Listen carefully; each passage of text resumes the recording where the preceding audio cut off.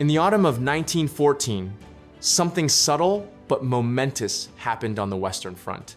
The armies did not stop fighting. They stopped moving. For weeks, commanders on both sides had believed that one more push, one more maneuver would break the deadlock. Each advance was meant to restore momentum, to regain the initiative, to force a decision. Instead, every movement was met by resistance. Every gain was temporary. And every attempt to outflank the enemy simply extended the line further north and then further south until there was nowhere left to turn. Men began to dig not because they planned to stay, but because staying alive required it. At first, these were shallow scrapes in the earth, temporary shelters, places to crouch beneath fire. But as weeks passed, the holes grew deeper, the walls more deliberate, the positions more permanent. What emerged was not a strategy. It was an adaptation. No one had designed a war of trenches. No one had intended to fight for years from narrow strips of mud and wire. But once movement failed, and once defense proved stronger than attack, digging became the only rational choice left. By the end of 1914, the Western Front had hardened into something new, a continuous line stretching from the North Sea to the Swiss border. The war had found its shape, and that shape would define everything that followed. My name is James, and this is Echoes of the Great War, Episode 4.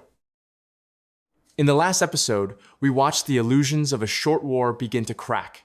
Early optimism collided with resistance, firepower, and loss, and confidence slowly gave way to unease. In this episode, we'll follow what happened next. We'll begin with the Battle of the Marne, where German momentum was finally halted and the possibility of a quick victory disappeared.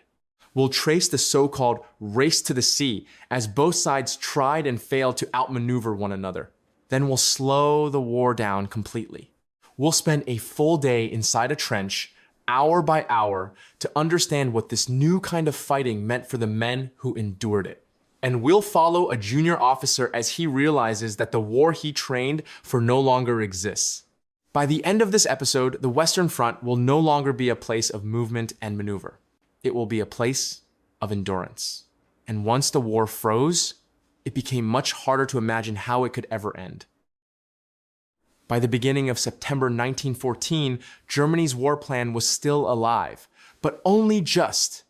For nearly a month, German armies had advanced through Belgium and northern France in a massive arc, pushing French and British forces steadily southward. On maps, the movement still looked impressive. Thick arrows curved confidently toward Paris. The promise of speed, the central assumption of German planning, had not yet been fully disproven. But on the ground, the picture was changing. German soldiers were exhausted. They had marched for weeks in late summer heat, often sleeping in the open, frequently short of food and supplies. Units became stretched, gaps opened between formations, and coordination grew more difficult with every mile advanced. Most importantly, the German advance had drifted. The original plan called for a wide sweep around Paris, enveloping the French armies from the west and forcing a decisive battle. Instead, as pressure mounted and opportunities seemed to present themselves, German commanders adjusted their movements. Columns angled inward, chasing retreating enemies rather than maintaining strict formation. What looked like flexibility was actually erosion. The moment came near the River Marne, northeast of Paris. The Marne flows westward through rolling countryside, dotted with villages, fields, and low hills terrain that offered little natural defense, but also little concealment. Here, in the first week of September, the German advance finally slowed enough for the Allies to respond. French commanders, reeling from earlier defeats, recognized that this might be their last chance. If Paris fell, the war could effectively be lost within weeks. If the German armies could be stopped here, even temporarily, the logic of a quick German victory would collapse. One figure looms large at this moment: General Joseph Joffre, the French commander-in-chief. Joffre was not known for brilliance or charisma. He was methodical, stubborn, and calm under pressure. After weeks of retreat, he made a decision that would shape the war's future. He ordered a counterattack. The decision was risky. French forces were battered, morale was fragile, and coordination with British troops was imperfect. But waiting longer meant giving the Germans time to regroup and push forward again. The counterattack began on the 6th of September, 1914. What followed was not a single dramatic clash, but a sprawling, chaotic series of engagements stretching across dozens of miles. French troops, reinforced by hastily redeployed units, some famously transported by Parisian taxis, struck at exposed German flanks. British forces advanced cautiously alongside them, testing whether the German line could still hold. For the first time since the war began, German commanders faced a situation they had not planned for, a coordinated Allied response that threatened to exploit the gaps created by overextension. The German First Army, commanded by General Alexander von Kluck, found itself particularly vulnerable. In pursuing retreating French forces, von Kluck had swung his army southeast, opening a widening gap between his troops and neighboring German units. That gap mattered. French and British forces pushed into it, threatening to split the German advance in two. German leaders now faced a stark choice. They could continue pushing forward, risking encirclement and disaster, or they could pull back, preserving their armies at the cost of abandoning the hope of a decisive early victory. On the 9th of September, the order was given to retreat.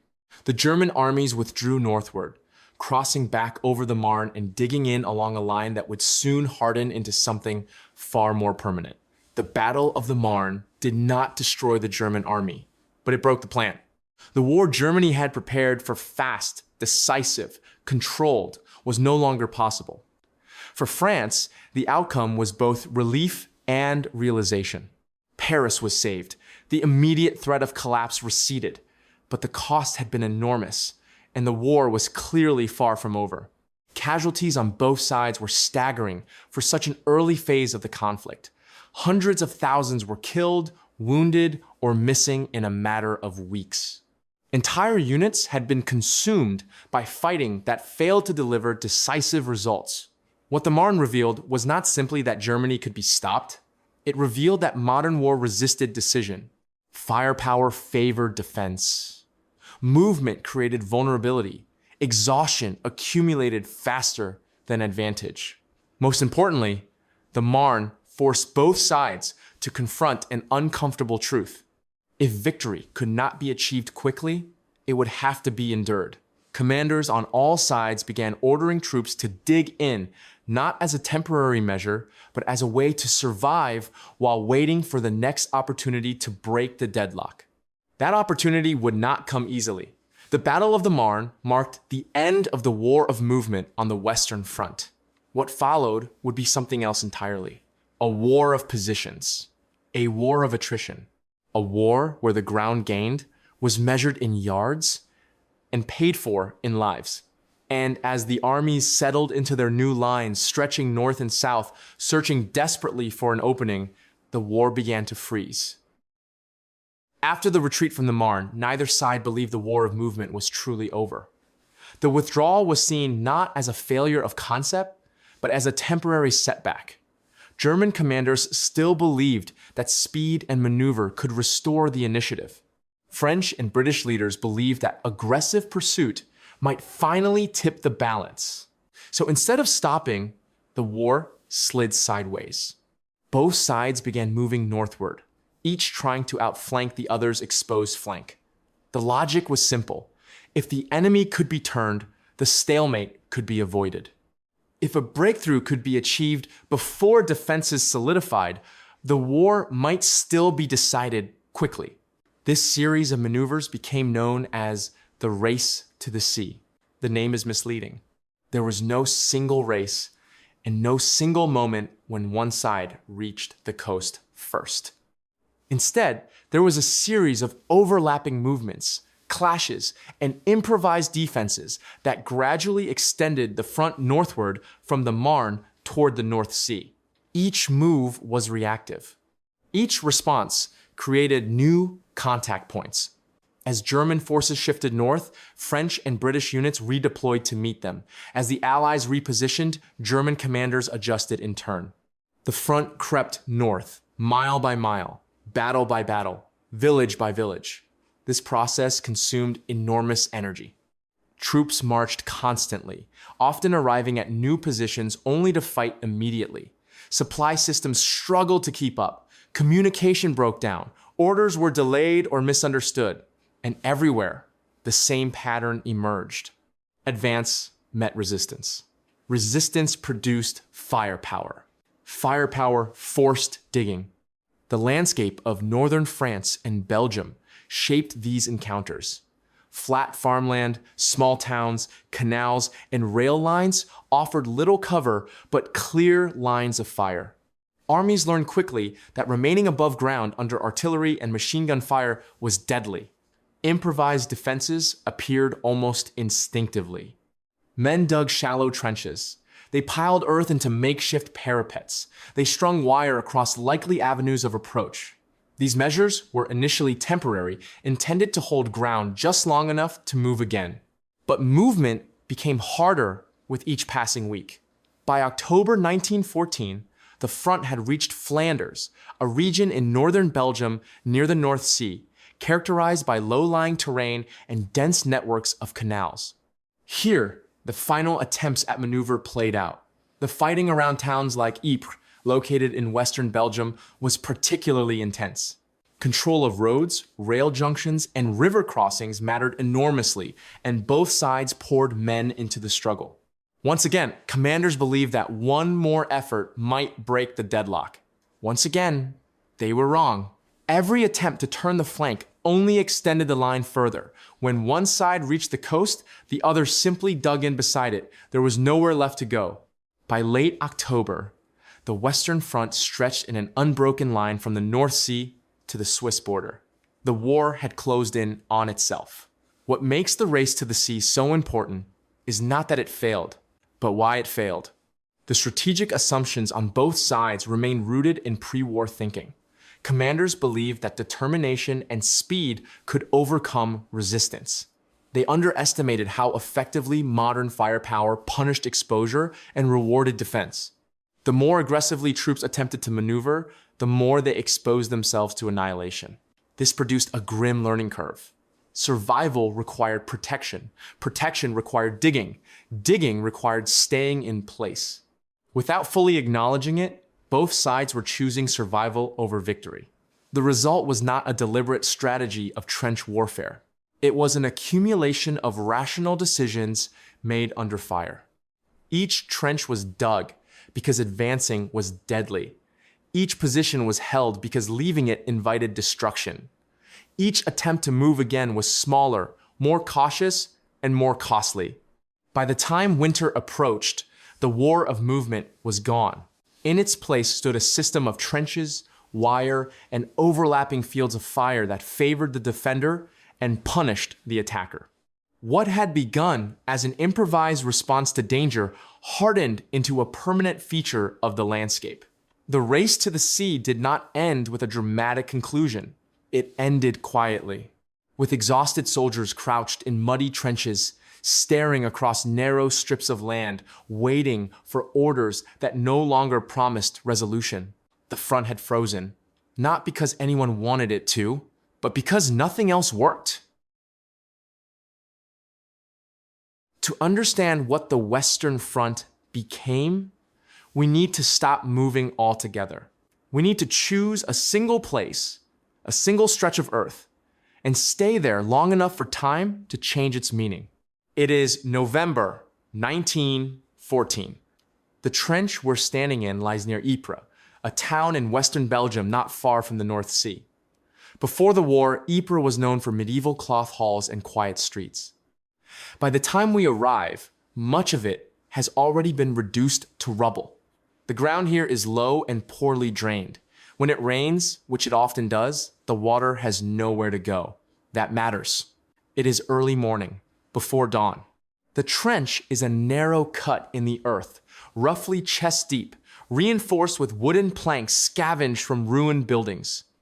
In places, the walls bow inward, heavy with wet soil. Water pools at the bottom, reaching halfway up a man's boots. Every step makes a soft, sucking sound. Mud clings to everything. Boots, coats, rifles, hands. The trench smells of damp earth, sweat, unwashed bodies, and something faintly sweet and rotten decay that never quite leaves. Men stand shoulder to shoulder, packed tightly for warmth and necessity. No one speaks much. Breath fogs in the cold air. This is stand to. At dawn and dusk, soldiers are ordered to be alert, rifles loaded, bayonets fixed. These are the hours when attacks are most likely, when shadows confuse distance and movement feels easier. No one knows whether today will bring an assault. Everyone prepares as if it will. A man checks his rifle again, even though he checked it moments ago. Another adjusts his helmet, pulling it lower as if that might protect him from what he knows it cannot stop.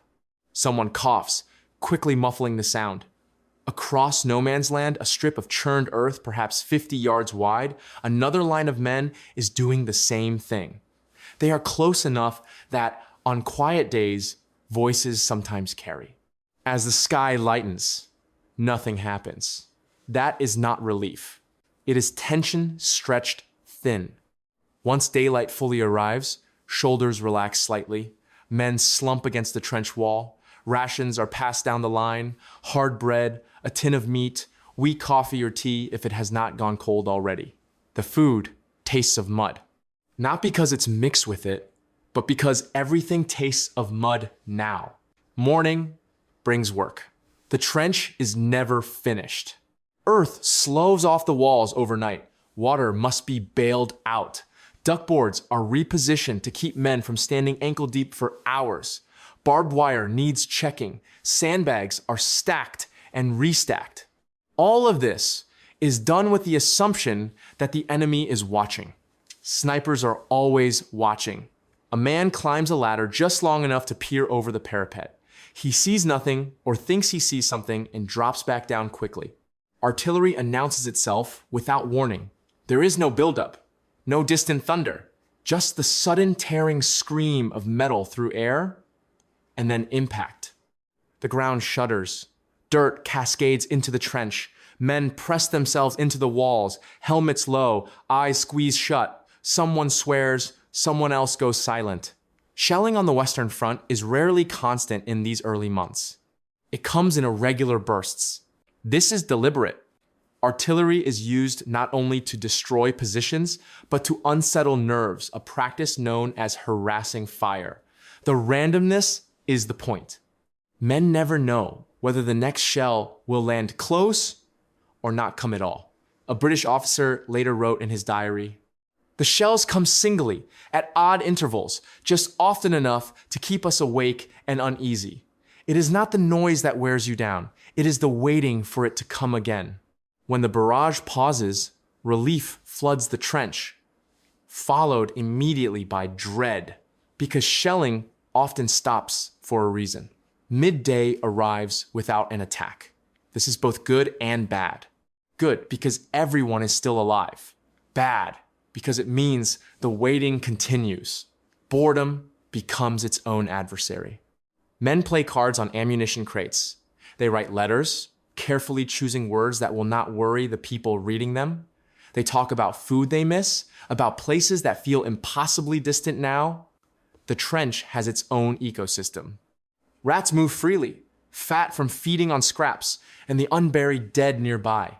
They show no fear. Lice are constant companions, living in seams of clothing, biting relentlessly.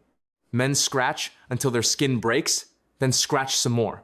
Hygiene is theoretical. Clean water is scarce. Clothes are rarely changed. Men sleep in what they wear. Disease spreads quietly. Skin infections, respiratory illnesses, fevers that sap strength without announcing themselves dramatically. Trench foot becomes a growing problem. Feet that remain wet for days swell, blister, and blacken. In severe cases, tissue dies. Amputation becomes necessary. A French soldier wrote to his family, "My feet are white and numb, as if they do not belong to me anymore. The doctor says to keep them dry. I laugh at this. There is no dry. Minor wounds become serious simply because time and conditions conspire against healing. A small cut festers, a scrape becomes infected. Men delay reporting injuries for fear of being seen as weak or of being removed from their unit. Afternoon brings more labor. Carrying supplies forward under fire, repairing collapsed sections of trench, digging deeper, because the deeper you go, the safer you feel, even if safety is relative. Orders arrive sporadically. Sometimes they are precise. Often they are vague. Occasionally, they are delayed, revised, or quietly canceled. Men wait for instructions that never come. This waiting is corrosive. It creates a sense that events are happening elsewhere, beyond reach, beyond influence. As evening approaches, tension rises again. Stand to returns. Rifles are raised, eyes scan no man's land. The light fades, shadows lengthen. The world narrows to a strip of ground and the men beside you. Sometimes voices drift across the gap. A shouted insult, a laugh, a song, half remembered and poorly sung. Most of the time, there is only silence. Night falls. This is when the trench becomes most alive and most dangerous. Under cover of darkness, movement increases. Supplies are brought up, wounded men are carried back along communication trenches. Patrols slip out into no man's land to check wire or listen for enemy movement. The darkness is thick. Uneven ground grabs at boots. A man stumbles and freezes, listening for any sound that might give him away. Fear at night is different. It is quieter, more personal. Every rustle feels deliberate. Every shadow feels intentional. Men imagine shapes where there are none, because imagining something is easier than accepting uncertainty. Shelling resumes intermittently, not heavy, just enough to keep nerves raw. Sleep comes in fragments, minutes at a time, always with boots on, always ready to move. Someone nearby mutters in their sleep. Another cries out briefly, then falls silent. No one comments. Just before dawn, the cycle begins again. Stand to. Rifles ready. Eyes forward. This is one day. And then another. And another. Weeks pass like this. Then months. What makes trench warfare so devastating is not only the danger, it is the erosion of time. Days blur together. The future shrinks. Men stop thinking in terms of weeks or months and begin thinking only about the next meal, the next rest period, the next relief rotation. Commanders still speak of breakthroughs. Plans are still written. Orders are still issued. But down here, in the trench near Ypres, the war has already changed. It is no longer about movement or maneuver. It is about endurance. About holding a strip of earth not because it is valuable, but because abandoning it would mean dying somewhere else instead. This is the war the Western Front became, not through grand design, but through accumulated necessity. And once armies settled into this rhythm, breaking free of it would cost more than anyone yet understood. To see how the war changed, we need to move just a little way back from the trench, not to generals or politicians, but to a junior officer. Picture a lieutenant in his mid-20s serving on the Western Front in late 1914. He might be French, British, or German, the details vary, but the experience is remarkably similar. He has been trained in peacetime doctrine, educated in military schools that emphasized movement, initiative, and decisive action, and taught that courage and leadership could overcome uncertainty. He believed, as many did, that the war would reward boldness. In the early weeks, his role felt familiar. He led men forward, relayed orders, and tried to maintain momentum amid confusion. Losses were heavy, but they were framed as the cost of progress. Then, the front stopped moving. At first, this seemed temporary. A pause, a chance to regroup before the next advance. Orders still spoke the language of maneuver and breakthrough, and maps still showed arrows rather than lines. But as days turned into weeks, something became impossible to ignore. Nothing changed. The lieutenant's responsibilities shifted. Instead of leading advances, he spent his days managing a static position. He worried about drainage, ration distribution, and whether his men's boots were dry enough to prevent trench foot. He learned which sections of the trench collapsed after rain and which attracted enemy fire. This was not what he had trained for. A British junior officer wrote in his diary in November 1914, "I spend my days thinking not of how to advance, but of how not to lose the ground we already hold. It is not war as I imagined it. It feels more like waiting under threat." What unsettled him most was not danger. Danger had always been part of the profession. It was futility. Orders arrived directing limited attacks, probing actions meant to test the enemy. The lieutenant led his men forward, watched them cut down by machine gun fire, and then received new orders to do the same thing days later. Each time, the ground gained was measured in yards. Each time, the cost was measured in lives. Gradually, he began to understand that the problem was not execution. It was conception. The doctrines he had learned assumed that offense could overcome defense through will and coordination. They assumed that once contact was made, pressure would produce decision. But the trench in front of him, reinforced with wire, protected by artillery, and manned by exhausted but determined soldiers, absorbed pressure rather than yielding to it. One French officer wrote to a friend, "We are brave, and so are they. We advance, and they do not run. They advance, and we do not run. So we kill one another, and the line remains." The lieutenant also noticed how information flowed, or failed to. He knew little about the broader situation. Orders referenced objectives that felt abstract and distant. Reports traveled upwards slowly, filtered through layers of command. By the time higher headquarters reacted, conditions had already changed. This disconnect bred cynicism, not open rebellion, not yet, but quiet doubt. He still believed in duty. He still enforced discipline, but he began to measure success differently. Keeping men alive mattered more than holding ground. Minimizing exposure mattered more than obeying the spirit of aggressive orders. Survival became leadership. The emotional toll was cumulative. He wrote letters home that softened the truth, then rewrote them again to remove optimism he no longer felt. He learned the names of men he would soon have to write condolence letters about. He memorized faces because he knew some would be gone by morning.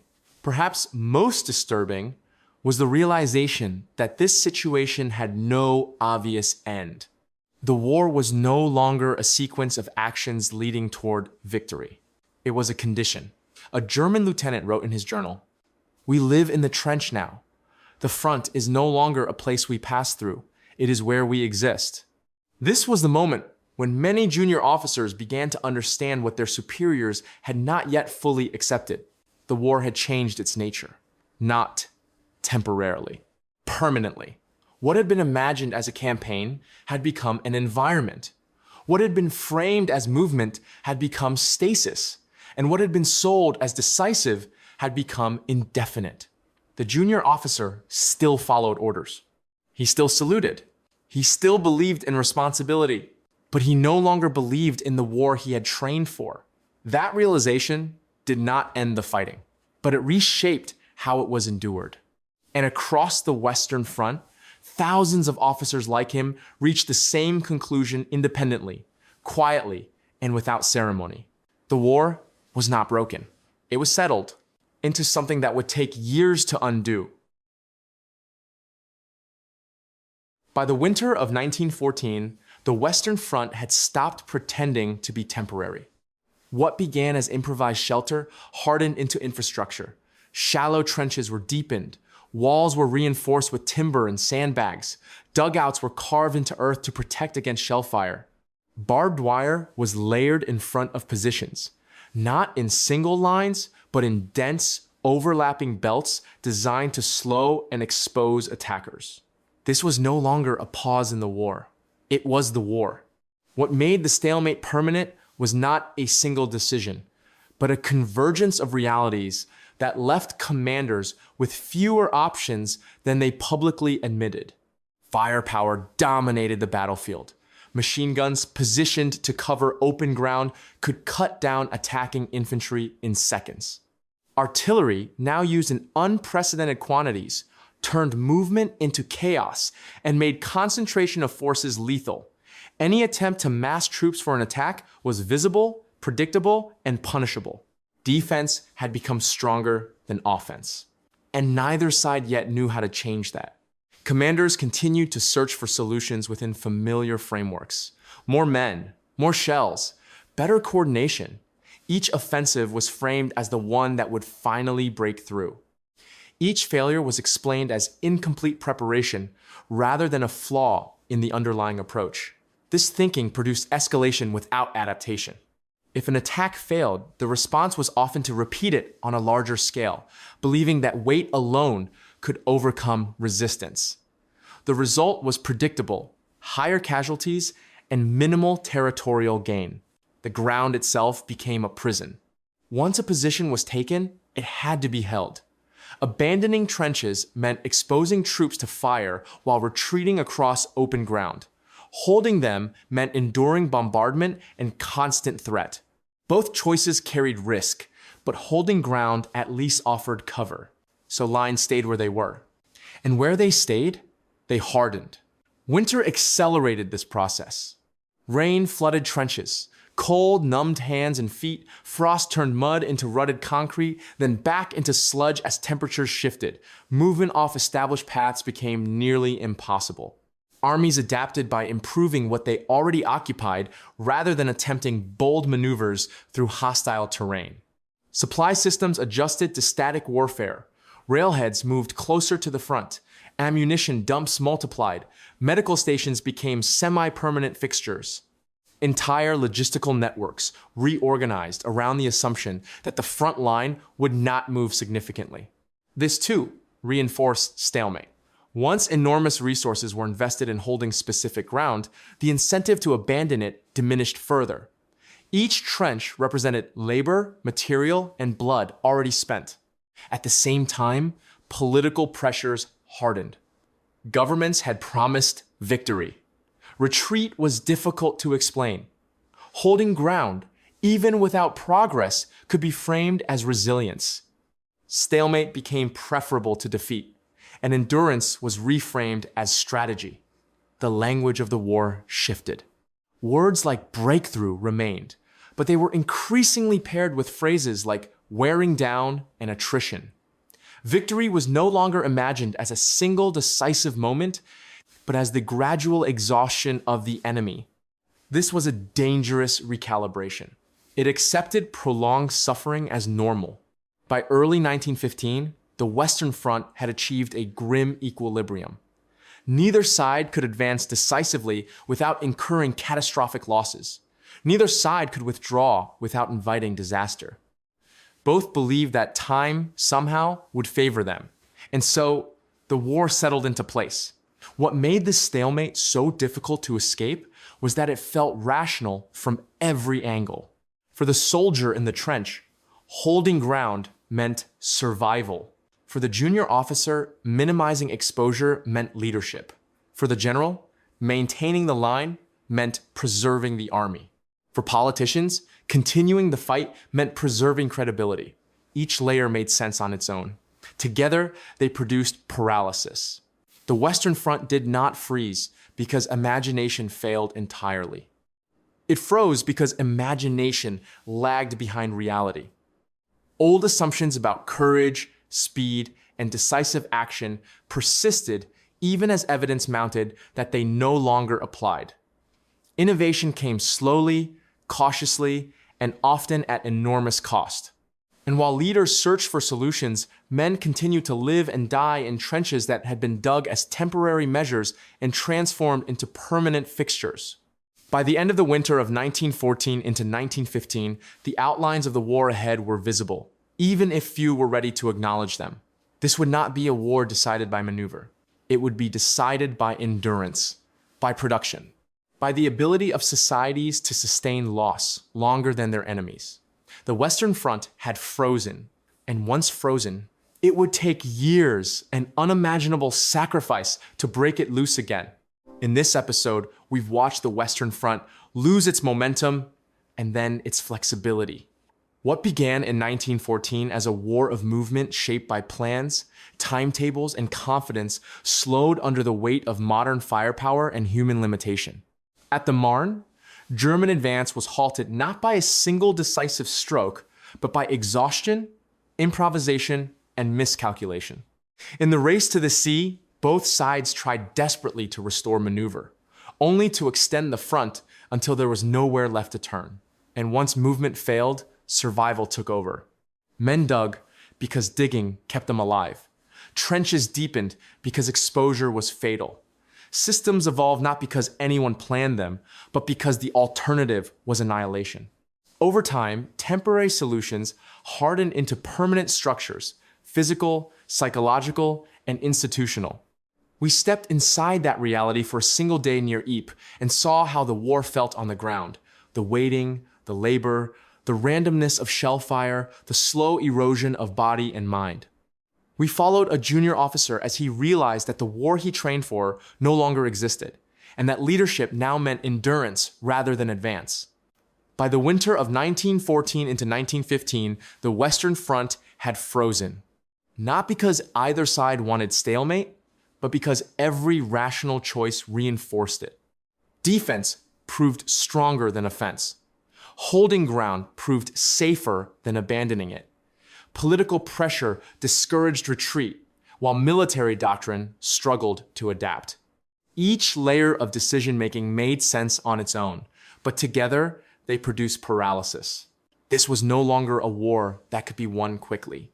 It was becoming a war that could only be endured. And once endurance replaced maneuver as the central logic of the conflict, the costs began to rise in ways that no one had fully anticipated.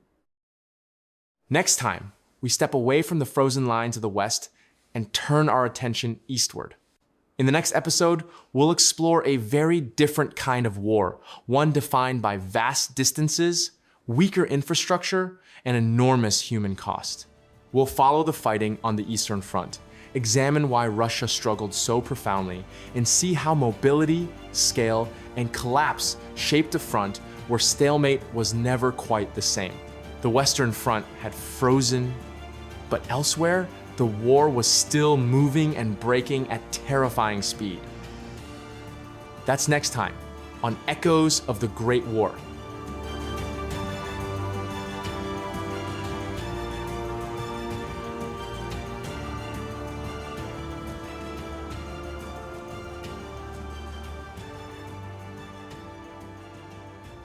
Thank you for listening to Echoes of the Great War. If you'd like to learn more about the Great War, we recommend reading The Sleepwalkers by Christopher Clark and The First World War by Hugh Strachan. If you're enjoying the podcast, please leave a comment and share us with others. And to be the first to know when new episodes and seasons are released, you can follow the show on your preferred podcast platform and on social media by searching for Echoes of War Pod.